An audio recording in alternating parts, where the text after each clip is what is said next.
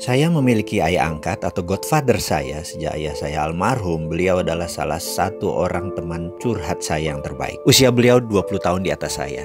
Beliau asli Bali dan kami atau saya memiliki panggilan akrab kepada dirinya yaitu Babe. Di usianya yang kepala 7 masih aktif berbisnis. Prestasi beliau sebagai salah satu orang kaya Bali, asetnya 12 digit. Namun humble-nya itu loh yang saya nggak nahan. Benar-benar rendah hati. Anda tidak akan pernah tahu beliau itu seberapa kayanya. Kalau melihat sekilas biasa saja. Namun begitu dia berbicara, begitu dia bergerak, kedalaman pengalaman hidupnya membangun bisnis, dalam hikmah kesehariannya sangat terasa sekali kebijaksanaannya. Raut wajahnya adalah goresan panjang perjalanan hidup yang penuh warna. Gerak tubuhnya, pemilihan kata-katanya, semua menunjukkan been there dan that. Pernah melakukan itu dan pernah berada di sana. Saya teringat 10 tahun yang lalu ketika saya merasa lelah mengelola kehidupan, termasuk mengelola bisnis. Turun naiknya bisnis seperti naik roller coaster. Terkadang di atas dengan aset besar, mobil berbaris kinclong. Tak lama kemudian semua hilang, bahkan berhutang. Lalu 3 tahun kemudian bangkit lagi lebih besar dari yang kemarin.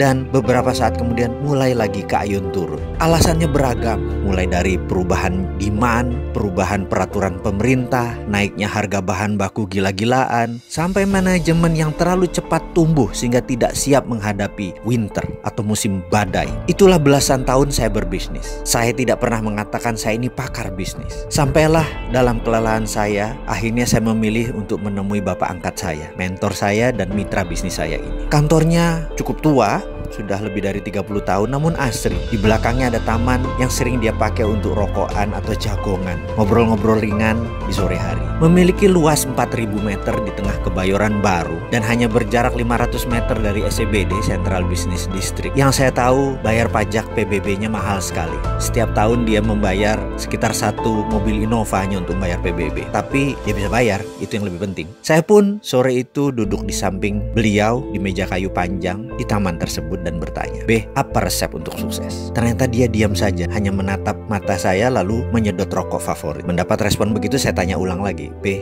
apa resep sukses?" Kali ini dia tidak melihat saya, namun tetap merokok, menghisap sangat dalam. Lalu saya tanya lagi dengan nada lebih serius, "Be, apa resep sukses?" Sukses jauh lebih sukses dari Babe. Kembali dia tetap menghisap rokoknya, namun kali ini dia menjawab pertanyaan saya. Namun dengan pertanyaan, bukan dengan jawaban. Dia bertanya, "Kamu lapar?" Maksudnya, saya bertanya balik, "Kamu lapar nggak?" Dia berkata sambil menghisap panjang rokoknya. Saya pun ngeh dengan pertanyaannya. Lalu saya jawab, "Be, saya lapar." "Seberapa lapar?"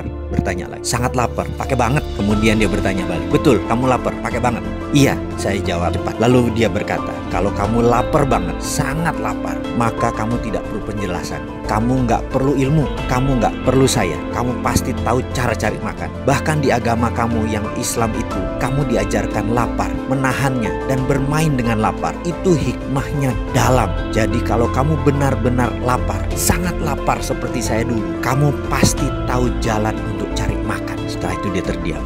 Saya pun terdiam panjang dengan perkataannya. Rupanya kenyang itu membuat manusia berhenti bergerak. Sementara kalau lapar, mendadak kita menjadi manusia yang tidak terhingga. Infinite being. Stay hungry, stay foolish. Ini mungkin salah satu hikmahnya.